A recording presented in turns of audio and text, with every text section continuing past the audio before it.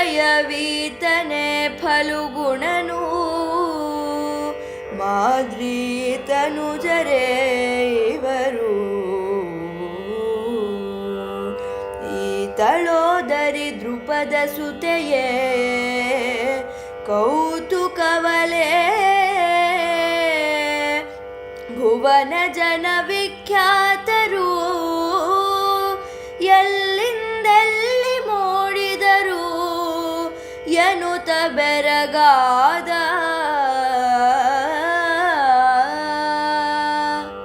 ವಿರಾಟ ಪರ್ವದ 10ನೇ ಸಂಧಿಯ 15ನೇ ಪದ್ಯವನ್ನು ನಾವೀಗ ಅವಲೋಕಿಸ್ತಾ ಇದ್ದೀವಿ.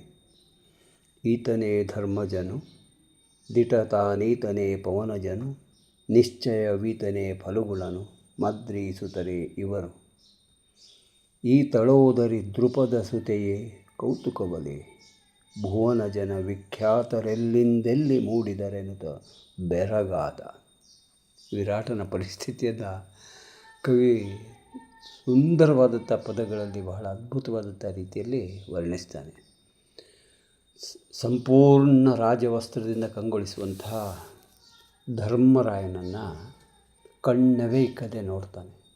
ಅವನದ ಕಿರೀಟದ ಕಾಂತಿ, ಅವನ ಮುಖದ ಪ್ರಭಾವಳಿ, ಅವನ ದೀರ್ಘವಾದಂತಹ ದೇಹ, ಅವನ ಸುಪುಷ್ಟವಾದಂತಹ ಅಂಗಸೌಷ್ಠವವನ್ನು ಕಂಡಂತಹ ವಿರಾಟರಾಯ ಆಶ್ಚರ್ಯದಿಂದ ಅವನನ್ನೇ ತದೇಕ ದೃಷ್ಟಿಯಿಂದ ನೋಡ್ತಾನೆ.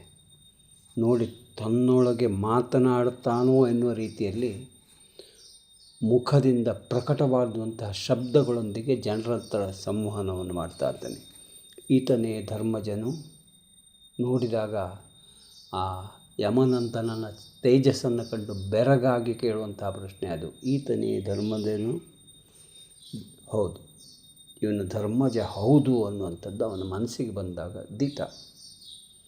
ತಾನೀತನೇ ಪವನಜನು, ಪ್ರಭಂಜನ ಸುತ ಅಂತ ಕಳಿಸಿಕೊಂಡಂತಹ ಸುಳಿಯುವಂತಹ ಬಿರುಗಾಳಿ ಭೀಮಸೇನ ಇವನೇನಾ ಅಂತ ಮತ್ತೆ ದಿಟ್ಟಿಸಿ ನೋಡ್ತಾನೆ. ಅವನ ಬಾಹುದಂಡೆಯಲ್ಲಿ ನಿಕ್ಷೇಪವಾಗಿದ್ದಂತಹ ಶಕ್ತಿಯನ್ನು, ಅವನ ಭುಜಬಲ ತ್ರಾಣ ಅವನ ಏನು ಅನ್ನೋದನ್ನು ಬಲ್ಲಂಥವನು ಪ್ರಥಮ ಬಾರಿಗೆ ಅವನನ್ನು ಅವಲೋಕಿಸಿ ಹೇಳ್ತಾ ಇದ್ದಾನೆ.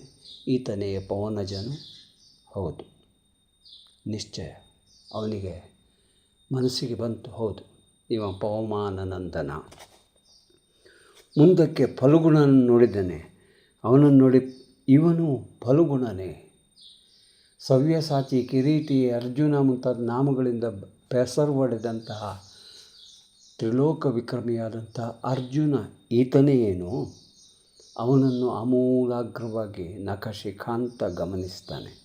ಮುಂದೆ ಮಾದ್ರಿ ತನುಜರೇ ಇವರು, ಮಾದ್ರಿ ನಂದನದಂತಹ ನಕುಲ ಸಹದೇವರನ್ನು ನೋಡಿ ಹೌದೇ ಅಂತ ಅವಲೋಕಿಸಿ ತನ್ನಷ್ಟಕ್ಕೆ ತಾನು ಹೌದು ಇವರು ಪಾಂಡವರೇ ಸರಿ ಅನ್ನೋದನ್ನು ಗುರುತಿಸಿಕೊಂಡು ನಿಶ್ಚಯಿಸಿಕೊಂಡು ಅದಕ್ಕೆ ತಾನೇ ಒಂದು ಪ್ರಶಸ್ತಿ ಪತ್ರ ಕೊಡುವ ರೀತಿಯಲ್ಲಿ ಹೌದು ಇವರು ಹೌದು ಅನ್ನುವಂಥ ರೀತಿಯಲ್ಲಿ ಉತ್ತರಿಸ್ತಾನೆ.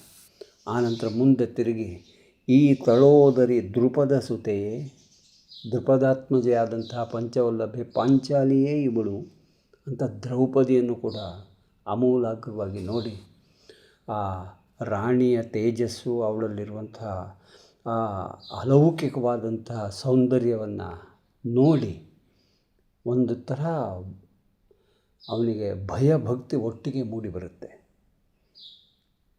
ಆತನನ್ನು ಈ 6 ಜನರನ್ನು ಒಟ್ಟಿಗೆ ನೋಡಿದ ಮೇಲೆ ಕೌತುಕವಲೇ, ಆಶ್ಚರ್ಯ ಆಯ್ತಲ್ಲ. ಇವರು ಎಲ್ಲೋ ಇರಬೇಕಾದವರು, ಎಲ್ಲೋ ಇದ್ದವರು, ಏನೂ ಸುದ್ದಿ ಗದ್ದಲ ಇದ್ದಲ್ಲಿ ಬಂದು ಇಲ್ಲಿ ಬಂದು ಸೇರಿದ್ರಲ್ಲ. ಭುವನ ಜನ ವಿಖ್ಯಾತರು ಇವರು ಯಾರು ಅಂತ ಎಲ್ರಿಗೂ ಗೊತ್ತಿದೆ. ಅವರು ಇಲ್ಲಿ ಹೀಗೆ ಮತ್ತು ಯಾಕೆ ಅನ್ನುವಂಥ ಪ್ರಶ್ನೆ ಅವನಿಗೆ ಒಂದು ಗಾಢವಾದಂಥ ಒಂದು ಸಂಶಯವನ್ನು ಅವನ ಮನಸ್ಸಿನಲ್ಲಿ ಮೂಡಿಸ್ತದೆ. ಅದಕ್ಕೆ ಕೇಳ್ತಾನೆ, ಎಲ್ಲಿಂದೆಲ್ಲಿ ಮೂಡಿದರು, ಅವರೆಲ್ಲೋ ಇರಬೇಕಾದರು, ಇಲ್ಲಿ ಹೇಗೆ ಇವರು ಉದಯ ಆದರು, ಇಲ್ಲಿ ಹೇಗೆ ಅವರು ಕಾಣಿಸ್ತಿದ್ರು ಅಂತ ಬೆರಗಾಗಿ ಅವರನ್ನೇ ನೋಡ್ತಾ ನಿಟ್ಟಿಸಿ ಮತ್ತೆ ಮತ್ತೆ ಅವಲೋಕಿಸ್ತಾ ಇರುವಂತಹ ವಿರಾಟರಾಯನಿಗೆ ಮುಂದೆ ಅವನ ಕುಮಾರಕನಾದಂತಹ ತನ್ನ ಉತ್ತರವನ್ನು ಹೇಳ್ತಾನೆ. ಅದು ಏನು ಅನ್ನೋದನ್ನು ಮುಂದಿನ ಪದ್ಯದಲ್ಲಿ ನೋಡೋಣ. ವರುಷವೊಂದಜ್ಞಾತವಾಸವನು ಇರದೆನು ಕಿದರಿಲ್ಲಿ, ಬಳಕೆಯ ಹೊರೆಯ ಹೆಸರು ಬೇರೆ, ನಡವಳಿಯಂಗವದು ಬೇರೆ. ಮರುಳನಂತಿರೆ ಜಗಕ್ಕೆ ತೋರನೆ ಪರಮ ತತ್ವಜ್ಞಾನಿ, ನಮ್ಮೀಯರ ಸುತನ ಫಲವಾಯ್ತು ನಡೆ ನಡೆಯಂದನು ಕುಮಾರಕನು.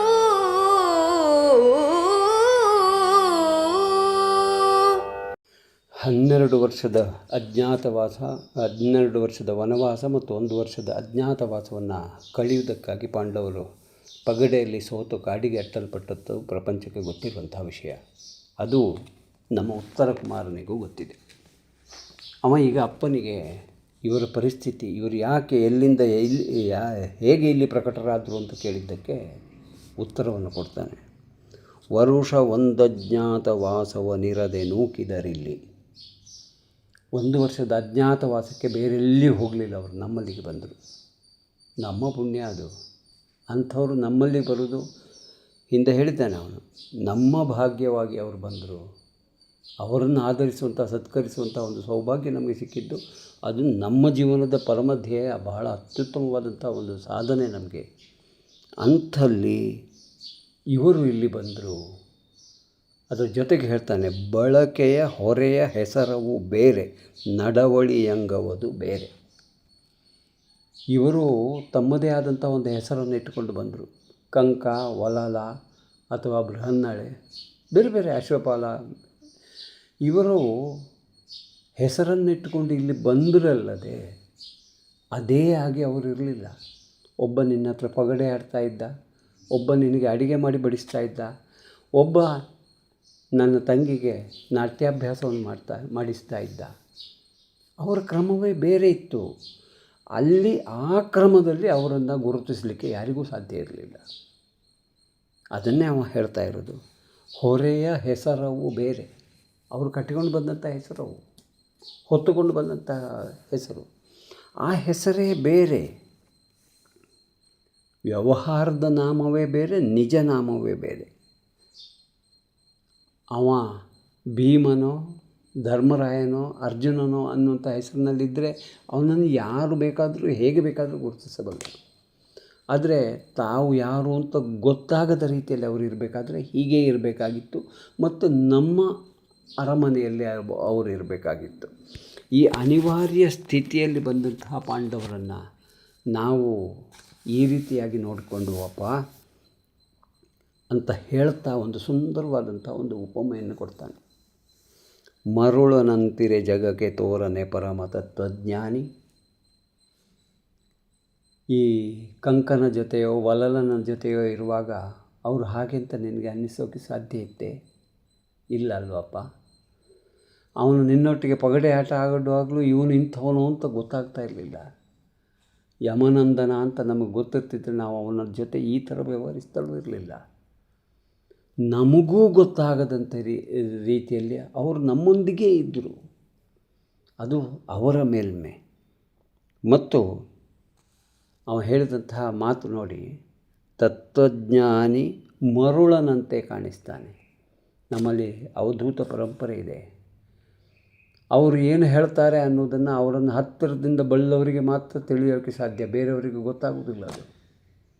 ಉದಾಹರಣೆಗೆ ಹೇಳಬೇಕಾದ್ರೆ ಅಹಂ ಬ್ರಹ್ಮಾಸ್ಮಿ ಅನ್ನುವಂತಹ ಮಹಾತತ್ವವನ್ನು ಆಚಾರ್ಯ ಶಂಕರರು ಪ್ರತಿಪಾದಿಸುವಂತಹ ಸಂದರ್ಭದಲ್ಲಿ ಕೆಲವರಿಗೆ ಮಾತ್ರ, ಬೆರಳೆಣಿಕೆಯಷ್ಟು ಮಂದಿಗೆ ಮಾತ್ರ ಆತ ಏನು ಹೇಳ್ತಾನೆ ಅಂತ ಅರ್ಥ ಆಯಿತು. ನಮಗೆ ಇವತ್ತು ಅದು ಪರಿಪೂರ್ಣವಾದಂಥ ರೀತಿಯಲ್ಲಿ ಅರ್ಥ ಮಾಡಿಕೊಳ್ಳೋಕ್ಕೆ ಸಾಧ್ಯ ಆಗ್ತಾ ಇಲ್ಲ. ಅದೇನೋ ಹುಚ್ಚು ಅನ್ನೋ ರೀತಿಯಲ್ಲೇ ನಾವು ಹೋಗಿಬಿಡ್ತೇವೆ. ಅದಕ್ಕೆ ಮೇಲಕ್ಕೆ ಯೋಚಿಸುವ ಶಕ್ತಿ ನಮ್ಮಲ್ಲಿರೋದಿಲ್ಲ. ಅದೇ ರೀತಿ ಅಂಥದ್ದೇ ಉದಾಹರಣೆಯನ್ನು ಕೊಟ್ಟಿಲ್ಲಿ ಪರಮ ತತ್ವಜ್ಞಾನಿ ಮರುಳನಂತೆ ಕಾಣಿಸ್ತಾನಲ್ಲ ಜಗಕ್ಕೆ, ಅದೇ ರೀತಿ ಇವರು ತಾವು ಅಂತ ಪ್ರಕಟವಾಗದಂಥ ರೀತಿಯಲ್ಲಿ ನಮ್ಮೊಂದಿಗೆ ಇದ್ರಪ್ಪ. ನಮ್ಮೀ ಅರಸುತನ ಫಲವಾಯಿತು.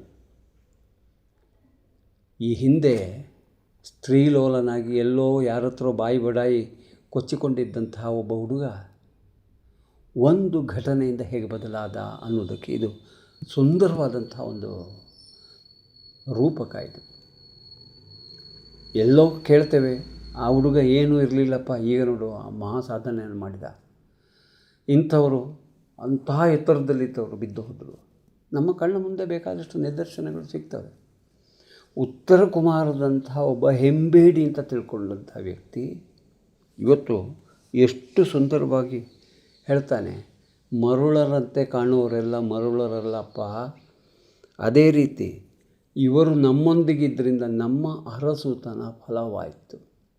ಇವರಿಗೆ ಆಶ್ರಯ ಕೊಟ್ಟಂಥ ಒಂದು ಪುಣ್ಯ ನಮಗೆ. ನಮ್ಮೊಂದಿಗೆ ಇವರು ಇದ್ದರು ಅನ್ನುವಂಥ ಪ್ರಜ್ಞೆಯಿಂದ ನಾವು ಇವರ ಹತ್ರ ವ್ಯವಹರಿಸುವಂಥ ಹಿರಿದುತನ ನಮ್ಮದೂ ಆಗತ್ತೆ. ಆದ್ದರಿಂದ ನಡೆ ಎಂದನು ಕುಮಾರಕನು. ಎಲ್ಲಿಗೆ? ಧರ್ಮರಾಯನ ಕಾಲ ಬುಡಕ್ಕೆ ನಡೆ. ಅವನಿಗೆ ನಮಸ್ಕಾರವನ್ನು ಮಾಡೋಣ, ಅವನ ಯೋಗ್ಯತೆಯನ್ನು ನಾವು ಗೌರವಿಸೋಣ. ಅವನ ಜೊತೆ ಯಾವುದೋ ರೀತಿಯಲ್ಲಿ ನಾವು ವ್ಯವಹರಿಸಿದ್ದೇವೆ, ಅದನ್ನೆಲ್ಲ ಮರೆತು ಅವನ ದಿವ್ಯವಾದಂತಹ ತೇಜಸ್ಸು, ಓಜಸ್ಸು, ಗಾಂಭೀರ್ಯಗಳನ್ನು ಗುರುತಿಸಿ ಅವರೊಂದಿಗೆ ಕೃತಕೃತ್ಯತೆಯ ಭಾವವನ್ನು ತೋರಿಸೋದಕ್ಕಾಗಿ ನಡಿ ಅವನಿಗೆ ನಮಸ್ಕರಿಸೋಣ ಅಂತ ಮುಂದೆ ಕರ್ಕೊಂಡು ಹೋಗ್ತಾನೆ ಕುಮಾರ. ಮುಂದೇನಾಯಿತು ಅನ್ನೋದನ್ನು ನೋಡೋಣ.